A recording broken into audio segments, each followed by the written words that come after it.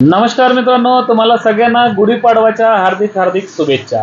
तर मित्रांनो, या गुढीपाडव्याच्या संदर्भात आपण आज एक स्टॉक मध्ये अनालिसिस करणार आहोत आणि त्या स्टॉकला सुद्धा मी बाय करणार आहे मित्रांनो। तर तुम्ही पण करू शकताय, तुम्ही पण अनालिसिस करा, तुम्हाला योग्य वाटलं तर तुम्ही सुद्धा ह्या स्टॉक मध्ये एंट्री करू शकता मित्रांनो।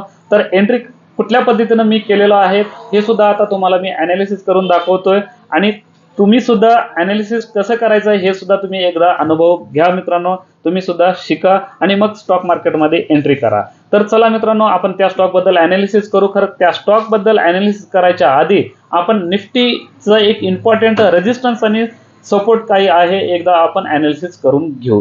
मागच्या आठवड्यामध्ये सुद्धा आपण अनालिसिस केलेलं होतं आणि ह्या आठवड्यात सुद्धा आपण परिस्थिती तीच आहे का काय चेंज झालेलं आहे हे सुद्धा आपण आता अनालिसिस करू मित्रांनो। तर अनालिसिस करायच्या आधी पॉवर ऑफ इक्विटी मराठी चॅनलला जरूर सबस्क्राइब करून घ्या, तसेच बेल आयकॉनला सुद्धा प्रेस करा मित्रांनो आणि पॉवर ऑफ इक्विटी मराठी चॅनलचा लिंक जरूर शेअर करा मित्रांनो। तर चला, जास्त वेळ न घालवता त्या स्टॉक बद्दल आता आपण अनालिसिस करू। तर चला मित्रांनो, आता मी निफ्टीचा चार्ट ओपन करतोय। हे बघा, निफ्टीचा चार्ट ओपन झालेला आहे। इथं जे दिसतंय आपल्याला निफ्टीचं वीकली कॅन्डल दिसते।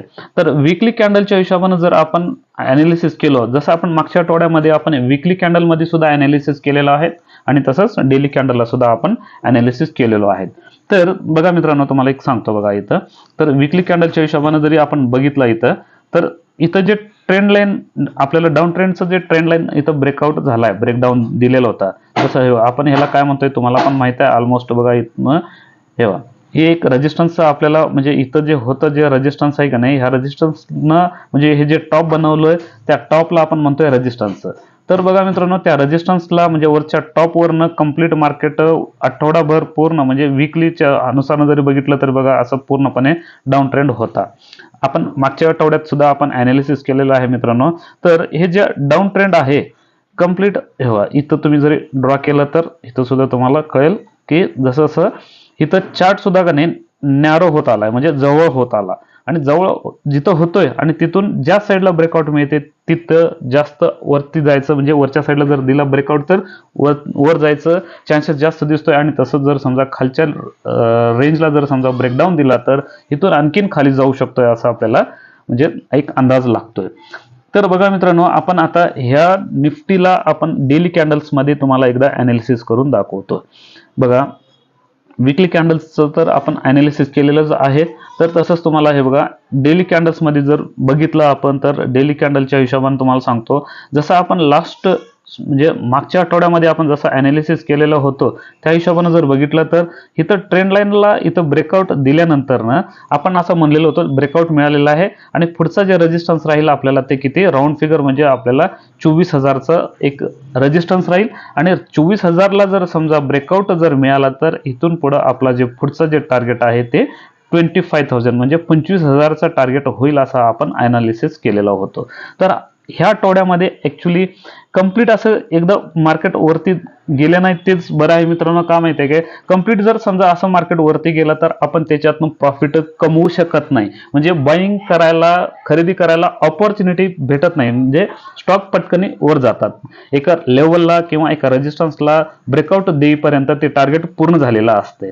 तर तसं न करता मार्केट आता आपल्याला चांगली एक ऑपॉर्च्युनिटी दिलेली आहे मित्रांनो। तर बघा, ह्या ऑपॉर्च्युनिटीमध्ये आपल्याला बाईंग करण्यासाठी चांगले स्टॉक सुद्धा मिळतात। तर इथून असं थोडंसं खाली येऊन परत पुन्हा मार्केट वर जाऊ शकते।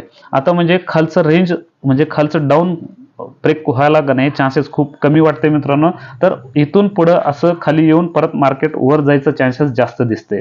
तर इम्पॉर्टंट जे आपल्याला जोपर्यंत 24,000च्या वरती मार्केट जात नाही तोपर्यंत मार्केट एक असं साईडवेज मध्ये राहील मित्रांनो आणि साईडवेज झाल्यानंतर परत आपल्याला इथं ब्रेकआउट मिळेल।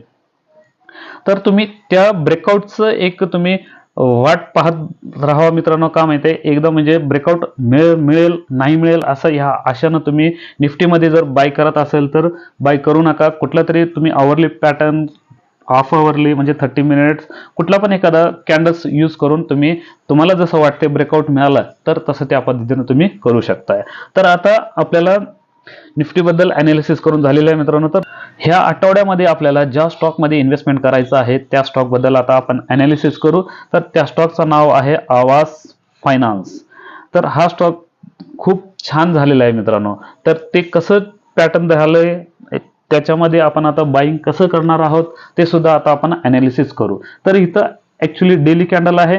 आपण स्टॉकमध्ये अनालिसिस करताना मोस्टली आपण काय करतो, वीकली कॅन्डल्स घेतोय. तर बघा मित्रांनो, इथं मी ऑलरेडी इन्व्हेस्टमेंट जसं करायचं आहे त्या पद्धतीने अनालिसिस करून ठेवलेलं आहे. हे माझ्या पद्धतीने ठेवलेलं आहे मित्रांनो. तर बघा, जेव्हा मार्केट टॉपवरनं असं खाली येताना बघा मित्रांनो, कसं एक स्टेप बाय स्टेप बनवून तिथून पुढे मार्केट एक साइडवेज कसं गेलं हे ह्याच्यानंतरनं आता इथं आपल्याला ब्रेकआउट मिळालेला आहे. म्हणजे जर समजा इथं जे टॉपला जे आपल्याला बनलंय मित्रांनो, आपण याला म्हणतोय हाय. त्यानंतरनं जे एक लो लागलेला असते ह्याला म्हणतोय आपण लो. तर इथं एक लो होता मित्रांनो, ह्या लोच्या वरती आपल्याला ब्रेकआउट मिळालेला होता. तर ह्याला म्हणतोय आपण, इथं एक लो झालेला होता आणि ह्या टॉपवरनं इथं खाली आलंय, म्हणजे ह्या लोच्या खाली ब्रेक डाऊन दिलाय, त्याच्यामुळे नाही ह्याला म्हणतोय आपण लोअर हाय. तसंच ह्या हायच्या वरती गेलं नसल्यामुळं इथं एक टॉप बनवून, ह्या रेंजला एक टॉप बनवून इथून परत प्राइस खाली आल्यामुळं आपण ह्याला म्हणतोय हायर लो. ओके. आणि या हायर लो नंतरनं परत तिथून हायर लो बनवून मार्केट खाली आले, म्हणजे इथं मागचं जे लोअर हाय होता, ओके सॉरी लोअर लो हाय नाही, सॉरी लोअर लो. ओके, इथं लोअर लो जे होता ह्या लोअर लोला इथं ब्रेक झालेला आहे. तर ह्याला सुद्धा आपण आता लोअर लोज म्हणतोय. त्यानंतर ना इथं जे हायर लो जे आहे त्याच्यावरती ब्रेक दिला नाही आणि इथंच एक रेजिस्टन्स बनवून स्टॉक इथून परत खाली आलाय, म्हणजे आपण याला म्हणतोय हायर लो. आणि त्यानंतर ना परत ही जे लोअर लो जे आहे ह्याला ब्रेक केला, म्हणून आपण ह्याला परत म्हणतोय लोअर लो. ओके. तर हे लोअर लो झाल्यानंतर ना बघा मित्रांनो, इथं एक आपल्याला परत पुन्हा इथं हायर लो बनलंय. त्या हायर लो बनल्यानंतर ना इथं पुन्हा मार्केट खाली आलंय, म्हणजे इथं जे लोअर लो होता ह्याला ब्रेक केला नाही, म्हणजे इथं फक्त म्हणजे एक बॉटम तयार झाले. त्यानंतर ना परत इथं वर गेला, म्हणजे इथं जे हायर लो होता त्याला ब्रेक केला नाही, म्हणजे आपल्याला झालं हे हायर लो परत पुन्हा. आणि तिथून असं ह्याला इथं आपल्याला ब्रेकडाऊन झाला. इथं खरं इथं जे लो होता ह्याच्या खाली आपल्याला क्लोजिंग मिळालेला नाहीये, तर आपण याला म्हणतोय लो. Okay, low. तर आता आपण याला म्हणतोय ऍक्च्युली जर जेव्हा दोन लो एकसारखे तयार होतात त्याला म्हणतोय आपण बॉटम झाले. इथं बॉटम झाले. तर ह्या बॉटम नंतर ना बघा मित्रांनो, इथून असं एकदम वरती गेला. वरती गेल्यानंतर हे जे हायर लो जे होता ह्याच्यावर आपल्याला क्लोजिंग दिलंय, म्हणजे आपल्याला परत क्लोजिंग देऊन परत तो स्टॉक इथून खाली आलेला आहे. तर आपण याला म्हणतोय रेजिस्टन्स. ओके, ह्या रेजिस्टन्सला आणि इथं जे हायर लो जे होता ह्याला पण आपण म्हणतोय रेजिस्टन्स. इथं रेजिस्टन्स 1 झाला आणि हे रेजिस्टन्स 2 झाला. रेजिस्टन्स 2 नंतर ना ह्या एक रेजिस्टन्स 3 बरोबर याच्यावरती आपल्याला क्लोजिंग मिळाले मित्रांनो. बघा, तर ह्या पद्धतीनं मार्केट वर्क करते. तुम्ही लक्षपूर्वक बघा मित्रांनो. तुम्ही असं हे काय बडबडते असं तुम्ही समजून घेऊ नका. मी जे तुम्हाला सांगतोय हे तुम्ही लक्षपूर्वक जर ऐकलं तर मार्केटमध्ये तुम्ही परफेक्ट होणार. तर हे सगळं पहिल्यांदा मी काढून टाकतोय. Okay, right. तर इथं जे आपल्याला हा एक रेजिस्टन्स 1 होता, ह्या रेजिस्टन्स 1 ला ओके, आता हे रेजिस्टन्स इथं एक आपल्याला जे होता 2, त्यानंतर ना आपल्याला रेजिस्टन्स 3 ला आपल्याला ब्रेकआउट इथं मिळालंय, म्हणजे आपण याला रेजिस्टन्स म्हणू शकत नाही. हे रेजिस्टन्स 2 ला आपल्याला कंप्लीट इथं ब्रेकआउट मिळालंय मित्रांनो. तर जे ब्रेकआउट पॉइंट वरनं आपल्याला जे ह्याच्यात बाय कसं करायचं, आणि ह्याच्यात एक पॅटर्न सुद्धा बनलेला आहे, ह्याला म्हणतोय आपण रेक्टँगल पॅटर्न. ते रेक्टँगल पॅटर्न सुद्धा तुम्हाला आता मी दाखवतोय. हे बघा, इथून जेव्हा प्राइस आपली स्टार्ट झाली, हे बघा स्टार्ट झाले आणि जे बॉटम बनलंय ह्याला आपण म्हणतोय रेक्टँगल पॅटर्न. ह्या रेक्टँगल पॅटर्नला आपल्याला बरोबर इथं ब्रेकआउट मिळालेला आहे. तर इथं जे रेजिस्टन्स जे होतं त्या रेजिस्टन्सचं प्राइस किती आहे माहिती आहे का, 2045 धरा राऊंड फिगर. ओके, तर त्या 2045च्या वरती आपल्याला क्लोजिंग मिळाले. क्लोजिंग किती मिळालेलं आहे आपल्याला, 2084. तर ह्याच्यामध्ये आपण आवाज फायनान्स मध्ये आपण बाय करू शकतोय. बाईंग करायचं जे रेंज आहे 2084 ते समजा तो हा स्टॉक जर खाली जरी आला तर असं खाली जरी डाऊन गेला तर आपण 1900 पर्यंत ह्याच्यामध्ये आवाज फायनान्स मध्ये आपण खरेदी करू शकतोय. असं जर बघितलं ना तर मित्रांनो, तर आपल्याला जे बाईंग रेंज एकदा तुम्हाला परत पुन्हा लिहून दाखवतो. थोडंसं पेनचा कलर चेंज करतोय म्हणजे कसं सगळं एकसारखं होऊन चाललं. आपली जे बाईंग रेंज आहे 2084 ते 1900 पर्यंत आपण ह्या स्टॉकमध्ये खरेदी करू शकतो. जर खरेदी केल्यानंतर ना हा स्टॉक वरती नाही गेला आणि खाली जर गेला तर आपल्याला काय लॉस करायचा आहे? काय लॉस करायचा नाही. तर त्याच्यासाठी आपण काय करतोय? स्टॉप लॉस लावतोय मित्रांनो. तर ते स्टॉप लॉस कुठं लावायचं आहे ते सुद्धा मी आता तुम्हाला दाखवतो बघा. तर काळजीपूर्वक ऐका मित्रांनो. जेव्हा हे रेजिस्टन्सच्या वरती आपल्याला इथं क्लोजिंग मिळालेलं होतं, तर त्याचं जे मागचं जे कॅन्डल आहे, ही कॅन्डल आहे धरून चला, तर त्या कॅन्डलचा जो लो आहे म्हणजे साधारण किती 1800च्या आसपास आहे. म्हणजे 1800 राऊंड फिगर धरा. तर ह्या 1800च्या खाली आपल्याला जर समजा वीकली क्लोजिंग जर भेटला तर 1800 जर आलं आणि ह्याच्या खाली जर क्लोजिंग दिला तर आपण लॉस बुक करतोय आणि ह्याच्यामधून एक्झिट होऊन जातो. तर हे इथपर्यंत ठीक आहे मित्रांनो. जोपर्यंत स्टॉप लॉस आपल्याला बाईंग पण झाली, इथं स्टॉप लॉस पण आपल्याला कळाला. तर टार्गेट किती आहे हे कसं आपण ठरवायचं आहे? समजा तुम्हाला कॅल्क्युलेशन करता जर नाही आला, फक्त तुम्हाला असं एक समजून जावा की तुम्हाला कॅल्क्युलेशन करता नाही जर आला तर टार्गेट कसं काढायचं ते तुम्हाला दाखवतो. आपल्याला ट्रेडिंग व्ह्यू मध्ये जर बघितलं तर तुम्ही इथं साईडला नाही, इथं एक ऍक्च्युली आपल्याला जे दिसतंय का नाही, इथं रेंज म्हणून दिसतंय बघा. डेट आणि हे रेंज दिसते. या प्राइस रेंज वरती जरी समजा तुम्ही क्लिक केला तरी सुद्धा तुम्हाला एकदम व्यवस्थित कळून जाईल. आणि तसंच हे इथं रेंज आहे. डेट अँड प्राइस हे दोन रेंज आहे.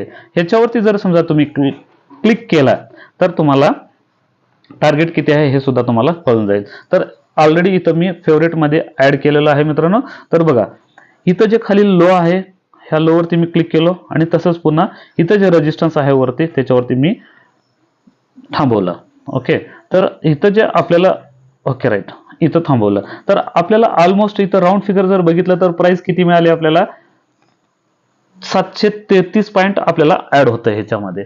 तर 733 पॉईंट जर समजा तुम्ही बघितलात तर जे इथं रेजिस्टन्स होतं 2045 आणि तुम्ही राऊंड फिगर 2040 जरी पकडलं इथं तर 2040 पकडा. 2040 आणि प्लस हे 733 जे आहे हे याच्यामध्ये आपण ऍड करतोय. ओके, तर ऍड केल्यानंतर ना जे टोटल जे टार्गेट निघतोय आपलं ते किती? साधारण इथं आपण 40 केलं, 45 जरी धरला तरी सुद्धा जर आपण आता 40 केलं, हे 3 आणि हे 7 आणि हे एक आपल्याला 7. ओके, आणि 2 म्हणजे 2773 आपला टार्गेट निघतोय मित्रांनो. बघा 2773. तर असंच जर तुम्ही बघितलं, जर समजा हा पॉइंटला जर समजा इथून तुम्हाला माहित नाही आहे किती आहे, कॅल्क्युलेशन कोण करत बसायचं, त्या कॅल्क्युलेशनच्या झंझटमध्ये कोण पडायचं जर असं म्हटलं तर हा जो रेंज आहे ते फक्त उचलून वरती ठेवायचं आणि इथं जे हॉरिझॉन्टल लाईन आहे त्या हॉरिझॉन्टल लाईनला इथं आपल्याला ठेवून टाकायचं. म्हणजे त्याच्यावरती हे ड्रॉ करायचं. ड्रॉ केल्यानंतर ना बघा मित्रांनो तुम्हाला टार्गेट किती भारी निघाला बघा. विदाऊट कॅल्क्युलेशन, काही कॅल्क्युलेशन न करता फक्त इथं आपण हे परत पुन्हा तुम्हाला दाखवतो. हे इथं आपण ड्रॉ केलं इथून एवढं आणि परत हाय असं जर समजा इथं नेऊन ठेवलं तर ऑटोमॅटिकली आपल्याला इथं टार्गेट निघाला कॅल्क्युलेशन न करता. हा झाला आपला टार्गेट. म्हणजे हा जो टार्गेट आहे हा पहिला टार्गेट आहे. पहिला टार्गेट किती? 2775. 70 ते 75 धरून चला राऊंड फिगर, काही बिघडत नाही 2-4 रुपयामध्ये. तर ह्या हिशोबाने तुम्ही स्टॉकमध्ये अनालिसिस करू शकता मित्रांनो. आणि जर समजा ह्याच्यावरती जरी समजा झालं तर आपला दुसरा जे टार्गेट राहतोय ते किती? ऑलमोस्ट आपल्याला ते पण दाखवतो हे बघा. ते टार्गेट आपल्याला भेटेल मित्रांनो बघा ह्या रेंज पाशी. ती रेंज किती आहे? साधारण 3300 हे आपल्याला सेकंड टार्गेट राहील मित्रांनो. राईट, ह्या पद्धतीने अनालिसिस करून आपण स्टॉकमध्ये एंट्री करायचं आहे. तर बघा मित्रांनो त्या स्टॉक बद्दल अनालिसिस करून झालेली आहे. तसंच आपण पुढच्या आठवड्यामध्ये पुढच्या स्टॉक बद्दल अनालिसिस करू मित्रांनो. तोपर्यंत धन्यवाद.